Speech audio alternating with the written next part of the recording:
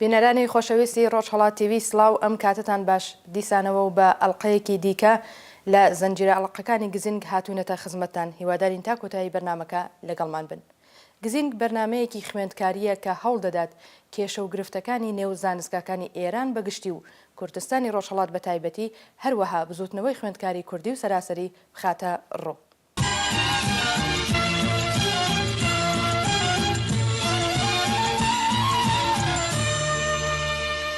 هەروەک لە هەواڵەکاندا هاتووە لە ڕۆژانی ڕابردوو زەخت و گوشارەکان بۆ سەر چالاکانی خوێندکاری لە زانستگاکانی ئێران زیاتر بووە و خوێندکاران بە بێبەشبوون لە خوێندن یان ئەستێرەدارکردن و یان زیندانیکردن وەڵامی داخوازیەکانی خۆیان لەم چەند ڕۆژەی دواییدا وەرگرتووە. بێبەشکردن و ڕێگەنەدان بە خوێندن لە سیستمی قەزایی پەروەردەی کۆماری ئیسلامیدا بووەتە دیاردەیەکی باو و نەریتێکی هەمیشەیی. هەر لە درێژەی ئەم بڕیارانەی سیستمی قەزایی پەروەردەیی کۆماری ئیسلامی 5 خوێندکاری زانستگای تەورێز بە ناوەکانی ئومید ئەحمەدی، ئەحسان پورخەیری، فەرهاد شەفیعزادە، ئیسماعیل محەممەدی و محمود سیفیان لە مافی خوێندن بێبەشکراون. ئایا چالاکی خوێندکاران بۆ دەستەبەرکردنی مافەستێنفی و سیاسیەکانی خۆیان یان بە واتەیەکی دیکە هەوڵدانیان بۆ گەیشتن بە بارودۆخێکی گونجاوتر دەبێت چ تاوانێک بێت کە بێبەشی و بێمافی و دەستبەسەربوونی بەدواوە بێت؟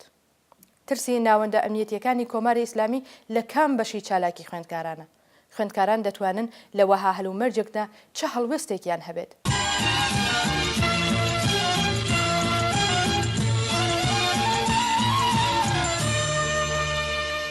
ئەمانە و زیاتر لەمانش تاوتوێ دەکەین لە بەرنامەی ئەم جارەی گزین کە تەرخان کراوە بۆ کاریگەری نیگەتیڤی بێبەشکردن لە خوێندن بۆ سەر کۆمەڵگا و سایکۆلۆژی خوێندکار. ڕێگەنەدان بە خوێندن بە واتایەکی تر بە مانای دژایەتی ڕاستەوخۆی زانست دێت. کۆماری دژەزانینی ئیسلامی لە یەکەمین ڕۆژەکانی هاتنە سەرکاریەوە بە چاوێکی ئەمنیەتی سەیری زانستگا و بگرە زانستیشی کردووە. هەوڵدان بۆ ناسین و دەستبەسەرکردنی خوێندکارانی چالاک لە بوارە جۆراوجۆرەکاندا لە ڕێگەی دامەزراندنی ناوەندگەلی ئەمنیەتی و چاودێری وەکو حراست و هەروەها ڕێکخستن و بردننی ناوەندی بەسیج بۆ نێو زانستگاکان و خوێندنگاکان بە نێوگەلی وەکو بەسیجی خوێندکاری و وەڕێخستنی دەیان تۆڕی سیاحەتی عەقیدەتی وەکو ڕاهیانی نور هەوڵگەلێکن کە کۆماری ئیسلامی دەیهەوێت لە ڕێگەی ئەم کارانەوە زانستگا بکات بە ناوەندێک بۆ بارهێنانی خوێندکارانی گوێ لە مشتی حکوومەت و زانستگا مەترسی نەبێت، بەڵکو پەناگایەک بێت بۆ شاردنەوەی کەموکۆڕیەکان و دزی و گەندەڵیەکانی نێو دەسەڵات واتە دەستێک بێت بۆ چەپڵەلێدان نەوەک مشتێک بێت بۆ ناڕەزایەتی.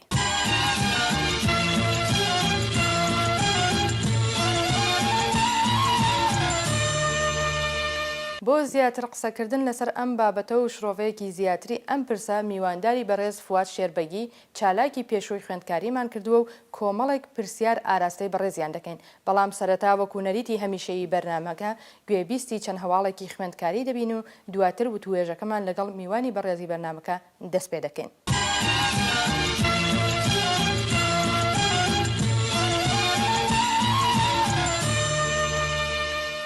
گوشاری هێزەکانی ڕژیم لەسەر مامۆستایەکی زیندانی. مامۆستایەکی زیندانی بە تۆمەتی محاربە و بەشداریکردن لە ناڕەزایەتیدا لە زیندانەکانی ڕژیمدایە. بە پێی هەواڵی هێرانە، عەبدولڕەزاق قەنبەری چەند ڕۆژ بە دوای ناڕەزایەتیە جەماوەریەکانی ساڵی 1380 تاوی لە قوتابخانەیەکدا کە سەرقاڵی وانەوتنەوە بووە بە تۆمەتی محاربە دەست بەسەر و سەرەتا بە ئێعدام و دواتریش بە دوای گۆڕینی حوکمی ئێعدامەکەی بە 10 ساڵ زیندان مەحکوم کراوە و ئێستاکەش لە زیندانی ڕەجای شاری کەرەجدایە. سەرچاوەیەکی ئاگادار لەم بارەیەوە ڕایگەیاندووە. هێزە ئەمنیەتیەکانی کۆماری ئیسلامی لە قوتابخانەیەکدا لە حەسار ئەمیری شاری پاکدەشت ئەو مامۆستایە دەست بەسەر دەکەن و بۆ بەندی 209 زیندانی ئێفێنی دەیگوازنەوە. ئەو مامۆستا زیندانیا بە دوای لێپرسینەوەیەکی زۆر لە بەندی 209 زیندانی ئێفینەوە بۆ بەندی 240 هەر ئەو زیندانە دەگوازرێتەوە و هەروەها لە ڕێکەوتی یەکی بەفران باردا لە ژوورە تاکە کەسیەکەیەوە بۆ دادگای ئینقلاب گواستراوەتەوە. جێگەی ئاماژەیە ئەو زیندانیە سیاسیە لە لقی 15 دادگای ئینقلابدا بە بەرپرسیارەتی دادوەر سەڵەواتی بە تۆمەتی محاربە و بەشداریکردن لە ناڕەزایەتیدا بەبێ مافی ناڕەزایەتی دەربڕین و بەبێ پارێزەر بە ئێعدام مەحکوم دەکرێت و بە دوای 4 ساڵ زیندانی بوون دواتریش لە ڕەشەمەی ساڵی 1391 تاوی حکمی ئاعدامی ئەو مامۆستا زیندانیە هەڵوەشایەوە و جارێکی دیکە لە دادگای ئینقلابدا بە 15 ساڵ زیندان و گواستنەوەی بۆ زیندانی بۆرازجان محکوم کرا و لە کۆتاییدا ئەو حکومە لە دادگای پێداچوونەوەدا بە 10 ساڵ زیندان گۆڕدرا و هەروەها بە دوای دوورخستنەوەی بۆ زیندانی بۆرازجان دیسان لە ڕێکەوتی 21 خەزەڵوەری ئەم ساڵدا بۆ بەندی 12 زیندانی ڕەجای شار گواسترایەوە.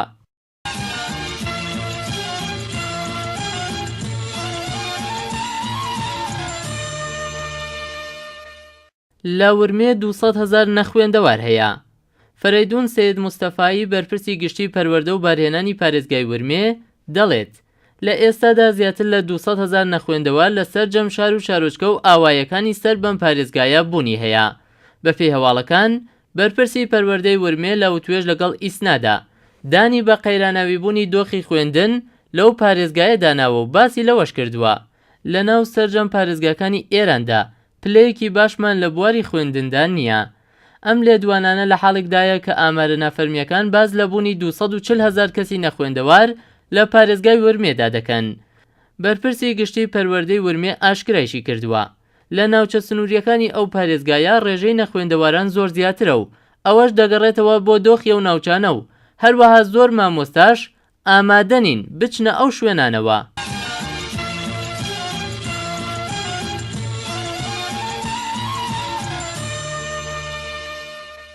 وەرگرتنی پوڵی زۆرە ملێ لە قوتابیانی شاری سنە. بەرپرسانی قوتابخانەکانی شاری سنە بە زۆرە ملێ پۆڵ لە بنەماڵەی قوتابیەکان وەردەگرن. بەپێی هەواڵی نیسان نیوز لە قوتابخانەکانی چەندین گەڕەکی شاری سنە بنەماڵەکان ناچار بەدانی پوڵ دەکەن بۆ چارەسەری کێشە و گرفتەکانی قوتابخانەکان. ئەو کردەوەیە بە پێچەوانەی مادەی 30 یاسای بنەڕەتی بووە و ئەرکی بەرپرسی گشتی ڕاهێنان و پەروەردەی پارێزگای سنەیە کە وەڵام دەرەوەی ئەو بارودۆخە بێت. بە پێم هەواڵە لە قوتابخانەکانی 22 بەهمەنی سنە، خومەینی، ئیسار، ئێمام حوسێن و چەندین قوتابخانەیەکی دیکەش پوڵیان لە بنەماڵەی قوتابیان وەرگرتووە. جێگەی باسە بەهۆی گرنگی نەدانی وەزارەتی بارهێنان و پەروەردە لە پارێزگای سنە بە قوتابخانەکانی ئەو پارێزگایە و هەروەها دابین نەکردنی سوتەمەنی پێویست بۆ قوتابخانەکانی شاری سنە، بەرپرسانی چەندین قوتابخانەی ئەو شارە بە گوشارخستنە سەر بنەماڵەی قوتابیان پوڵیان لە قوتابیان ئەستاندووە.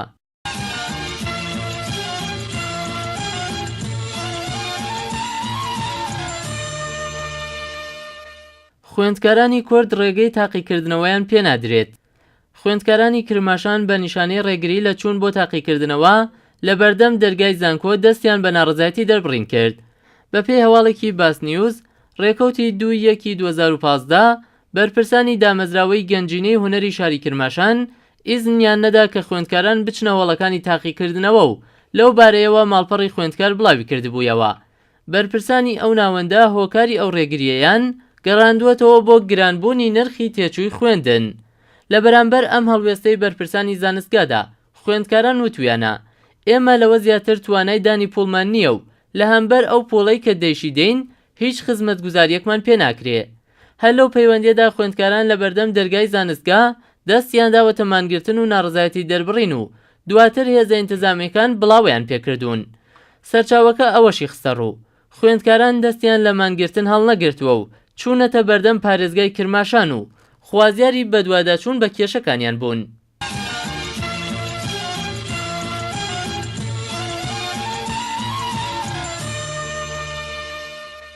پازدە خاوەن بڕوانامەی خوێندن لە ئیلام بێکارن. 8 کۆمپانیای گەورەی پیشەیش کە لە بەڵێنیەکانی دەوڵەتی دەیەم بە خەڵکی ئەو پارێزگایە بووە هەتا ئێستا هیچ کام لەو بەڵێنانە وەدی نەهاتوون و ئێستا زیاتر لە ساڵێکیشە کە کابینەی 11م دەست بەکار بووە. باس بڵاوی کردوێتەوە کە نوێنەری پارێزگای ئیلام لە پارلەمانی حکوومەتی ئێران ڕاگەیاندووە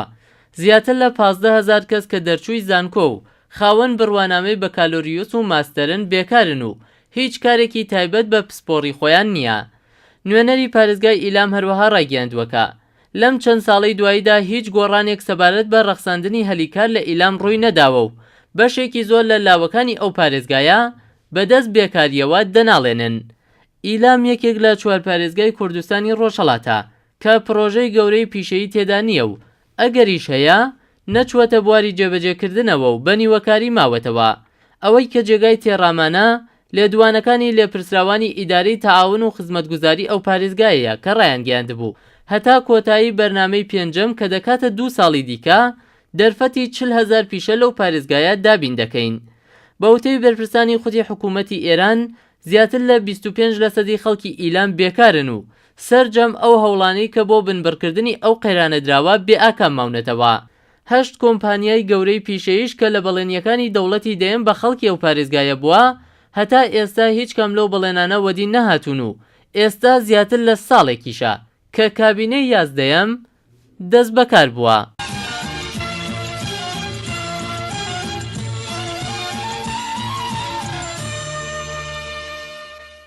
لە سیستان و بەلوچستان مامۆستایەکی دیکەش کوژرا.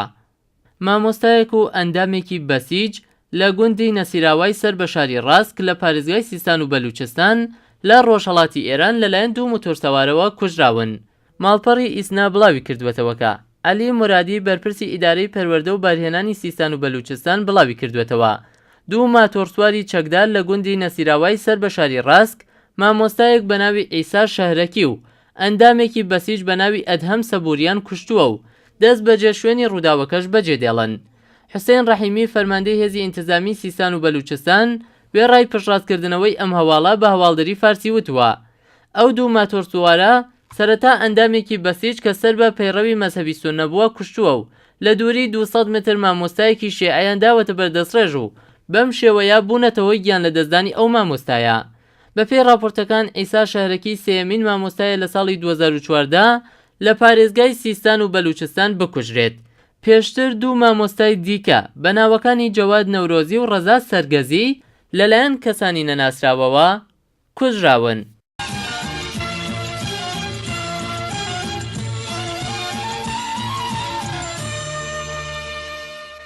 گرفتی زۆری خوێندکارانی زانکۆی کرماشان.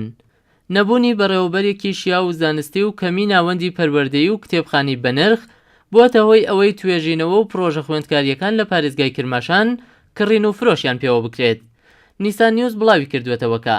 یەکێک لە سەرچاوە سەرەکیەکانی داهات لە کافینەت و دوکانی فرۆشتنی پێداویستیەکانی خوێندن لە کرماشان گەڕان پێداچوونەوە و پرنتی توێژینەوەی خوێندکاری و قوتابیانە کە ڕۆژە ڕێژیان زۆر دەبێت و ئەمەش زەربە لە ئاستی تێگەشتنی خوێندکار و جەوهەری زانست داوە. خوێندکارێک لە کرماشان کە سەرقاڵی دۆزینەوەی ئەو سەرچاوە زانستیانەیە بۆ توێژینەوە دەڵێ هێشتا نازانین توێژینەوە یانێ چی و لە بنەڕەت داوانەیەکمان بەناوی توێژینەوە نەخوێندووە و ئەگەر بێت و توێژینەوەیەکی بەدەل لەوانەی زانکۆمان پێبسپێردێت سەرچاوەکانی لە کتێبخانەکانی کرماشان دەست ناکەون. خوێندکارێکی تر لە شاری گیلانی ڕۆژاوا سەرڕای ئاماژە بە سەختگیری مامۆستاکان نوتی خوێندکار ناچار دەکرێت دەبێت توێژینەوەیەک ئەنجام بدات کە پێشتر لەگەڵ شێوەی توێژینەوەکە ئاشنایی نەبووە و پێی نەوتراوە و بەگشتی پرۆژە خوێندکاریەکان و تێزەکانیشمان لەلایەن نووسینگە و ناوەندەکانی فرۆشەوە ئەنجام دەدرێن و ئەمەش دەگەڕێتەوە بۆ لاوازی زانکۆ و نەبوونی بەڕێوەبەرێکی شیاوی زانستی.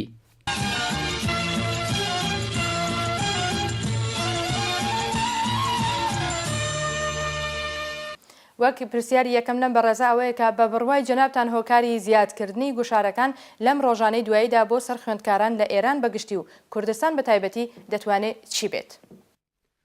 هۆی ئەسلیە گوشارانە دەبێ بگەڕێنینەوە بۆ سەر ناوەڕۆکی حکوومەتی ئیسلامی کە لە ئیستبداد و ئیدۆلۆژیەکی تۆخسی توندی دژە ئینسانی مەسەبی پێکاتووە و تەواوی کردەوەکانیشی بۆ درێژکردنەوەی ماوەی دەسەڵاتدارێکی خۆیەتی. ئەو حکوومەتە تەنیا بیر و بەرنامەی بۆ درێژدان بۆ دەسەڵاتەکەی خۆی نەک ڕازیکردنی خەڵک بەڵکو کۆنتڕۆڵکردنی دیکتاتۆریانە و پۆلیسی کۆمەلگاکەیەتی. هەر بۆیەش کەوتۆتە ژێر پرسیار و زەختێکی زۆر لە نێو وڵاتەوە لە دەرەوەی وڵاتەوە هاتنە سەرکاری حەسەین ڕوحانیش هەر بۆ چارەسەرکردنی ئەو کێشانەیە کە ژێر ئەو زەخت و فشارەدا بۆی هاتووە دەی هەوێ بە پاشەکشەیەک لە ئوسولەکانی خۆی لە بەرنامەکانی خۆی لە بەرابەر ڕۆژاوادا بتوانێت بە کەمکردنەوەی فشاری ئابلۆقە ئابوووریەکان بەشێک لە فشارەکان و ناخۆشیەکانی سەر کۆمەڵگای خۆی کەم کاتەوە تا بتوانێت درێژە بە حیات و مانەوەی خۆی بدا. لە ئازموونی ڕابردوودا کۆماری ئیسلامی هەمیشە ئەوەی نیشان داوە کاتێک ڕوو بە دەرەوە پاشەکشەیەک لە خۆی نیشان دەدا بە چەند قات زیاتر لە ناو خۆی وڵاتەوە فشار و زەخت و بگرۆ بکوژە و بڕینی نێو وڵاتەکەی خۆی زۆر دەکا. مەبەستیشی لەو کارە تۆقاندن و ترساندنی خەڵکە کە ئەو بیر و باوەڕ فکرێکە لە زێنیاندا هەیە بیان هەیە بزوتنەوەیەکی فراوانی کۆمەڵایەتی ساز بکەن پێشی پێبژیرێ نەوێرن ئەوە ڕوونە هەر پاشەکشەیەکی کۆماری ئیسلامی نیشانەی زەعفەکەیەتی و لە کاتی زەعیفبوونی دەوڵەتێکی وها ئیستیبدادی و دیکتاتۆریدا خەڵک هەڵدەستنەوە جا تایبەتمەندی زانکۆکان و خوێندکاران ئەو فشارانە زەختر دەکاتەوە تەمەرکوزیان زۆرتر دەکات لەسەریان ئەو فشارە دەگەڕێتەوە سەر سیستمی حکوومەتی ئێران کە سیستمێکی وەکو تۆتالیتێریزمێکی ئیدۆلۆژیکە کە لە هەموو بەشەکانی ژیانی خەڵکدا دەستێوەردانی هەیە حکمیان بۆ دادەڕێژێ دەکرێت هەر جۆرە ملنەدانێک و دەستەمۆ نەبوونێک لە بەرابەر ڕژیم ببێتە دژایەتیەک بۆ ڕوخانی ڕژیم دەوڵەت هەر بۆیەش لە شتای زۆر چکولەوە وەک چۆری لیبازەبەرکردن مووی خژوە دەرخستن ئەوانە هەمووی وەکو دژایەتیەکی مستەقیم لەگەڵ بناغەکەی خۆی تەفسیر دەکاتەوە و بەشدەر سەرکوتی دەکات جا سدەگا بۆەوەی کە بزوتنەوەیەکی زیندوی خوێندکاری هەبێ بە بەشێک لە سیاسەتەکانی اعترازی هەبێ و ئەوە زۆر زیاتر لە دڵی ڕژیم دەدا و ڕژیم دەتۆقێنێ هۆیەکی کەشی هەردەگەڕێتەوە سەر کاریگەری زانکۆ خوێندکار لەسەر کۆمەلگا و لەسەر ڕەوتی گشتی مبارزەی دژە دیکتاتۆری دژە ئیستبدادی کۆماری ئیسلامی لە یەکەم ڕۆژەکانی هاتنە سەرکاریەوە نیشانیدا کە ترسێکی زۆری لە زانکۆکان هەیە ئینقلابی بەنیۆفەرهەنگی و داخستنی زانکۆکان لە سەرەتای دەستپێکردنی حکوومەتەدا هەتا ئێستاش ئەو سیاسەتی هەر درێژە پێداوە هەر ئەویستویەتی بە شکلی پۆلیسی بێ بە شکلی ئەمنیەتی بێ ئەو سیاسەتی خۆی پیادە بکە بۆ کۆنتڕۆلکردنی بزوتنەوەی خوێندکارەکان بۆچیش ئەوە دەترسێ خوێندکار بە خاتی تایبەتمەندیەکی کە هەیەی کە دەتوانێت خۆی ڕێک بخە دەتوانێت ڕێکخستن ساز بکە و دەتوانێت زۆر باش ڕێبەری و بەرەوە پێشبردننی بزوتنەوەیەکی کۆمەڵایەتی بەدەستەوە بگرێ دەوڵەت ترسێکی زیاتری لێیان هەیە ڕێکخراوەیی و بوونی ڕێکخراوە خوێندکارەکان ترسێکی کە لە ڕژیمدا کە ساز دەکا کە دەبێ خوێندکاران ئەویان هەمیشە لە زێندا بێ سەرکوتکردنی تاک ڕاحەتە بەڵام سەرکوتکردنی ڕێکخراوەیەک هەزینەیەکی زۆر زیاتری بۆ دەوڵەت و بۆ ڕژیمێکی استبدادی هەیە هەر بۆیەش دەبێ بە ڕێکخراوە سازکردن خۆڕێکخستن و بەتایبەتی تا ئەو جێگایەی کە توانایان هەیە خۆیان لە پەیوەندیەکی چڕاپڕی بینی زانکۆکان بەیەکەوە لە یەک جێگادا نەمێنێتەوە مەحدود بێ حتى المەغدوریش وەکو باوەڕێکە بە خۆم باوەڕم بەو شتە هەیە نزیکایەتی ارتباتیەک لەگەڵ حیزبە پێشڕەوەکان دەتوانێت یارمەتی دەریان بێ دەستگای تەبلیغی حیزبەکانیان لە اختیاردا بێت تەجروبیاتی شوێنەکانی کەیان پێ بگەێنێ و دەوڵەتیش لە سەرکوتکردنی ئەوان لەگرتنی ئەوان لە بەدواتواسوونی ئەوان سڵ دەکا و دەترسێ ناوێری ئەوە باشکرا فشاریان بۆ بێنێ یا حکمی سەنگینیان بەسەردا ببڕێ و لە کاتێکیش کە ئەو فشار و زەخت و بگرۆ بکوژەی ڕژیم زۆر ببێتەوە ڕێگایەکی یارمەتی دەر بۆ ئەو خوێندکارە هەڵسوڕاوانە هەیە کە لەلایەن حیزبەکانەوە کۆمەکی و یارمەتیان پێ بدرێ. وەک دوو هەم پرسیار بە بڕوای جەنابتان بێبەشکردن لە خوێندن واتە ڕێگەنەدان بە گەشەی زانستی تاکەکانی کۆمەلگا لە داهاتوودا دەتوانێت چ کاریگەریەکی لەسەر کۆمەلگا دابنێت یا نیشانەگەلی هەنووکەیی و هەروەها درێژخایەنی ئەم دیاردەیە بۆ سەر کۆمەلگا بەگشتی دەتوانێت چی بێت؟ کاریگەریەکانی ئەو فشارە و پێبەشکردنی خوێندکاران لە خوێندن چەند بوارەوە توانین بینە بەرچاو بەڕای منەوە گرنگترین لایەکەی باری کۆمەڵایەتی و سیاسیەکەیەتی کە سایەی سیاسەتەکانی ڕژیم بەجوایین دەزانیە کە گوژانەوەی چرای تێکۆشان و هەڵسوڕانی علمی دەبێتە باعثی دواکەوتووی کۆمەلگا و ئەو کۆمەلگایە لە حاڵەتێکی زیندوو فعال و ئەکتیڤەوە دەبین دەچێت مرکزی کاری علمی و زانستی لە هەر کۆمەلگایەکدا زانکۆکانن ئەو فشارێکە بەسەر زانکۆکان دەیهێنێ بە دڵساردکردنەوەی فعالینی دانیشتجویی و بە ترساندنی ئەوان و بە کەمکردنەوەی هەڵسوڕانێکی علمی فەزای دانیشتگا لە فەزایەکی ئەکتیڤ و فعالەوە کە یەکەم نیشانەی یەک دانیشتگا پرسیارکردن و ڕەخنەگرتنە دەیەوێت ئەو فشارە لەبین بەرێ و لە کاناڵ ئەویشەوە لە کۆمەلگادا